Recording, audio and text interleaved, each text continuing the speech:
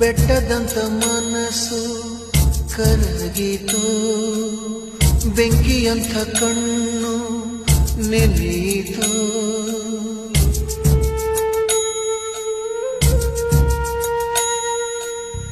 ಕಲ್ಲಿನಂತ ದೇಹ ಕುಗ್ಗಿತ, ಕಲ್ಪವೃಕ್ಷ ಒಣಗಿ ಹೋಯಿತ.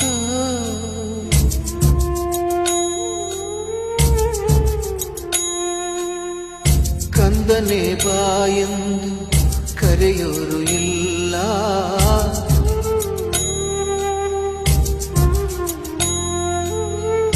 ಕಂದನೆ ಬಾಯೆಂದು ಕರೆಯೋರು ಇಲ್ಲ. ದುಃಖಿಸಿ ನೀ ಅಳಲು ಮಡಿಲೊಂದು ಇಲ್ಲ.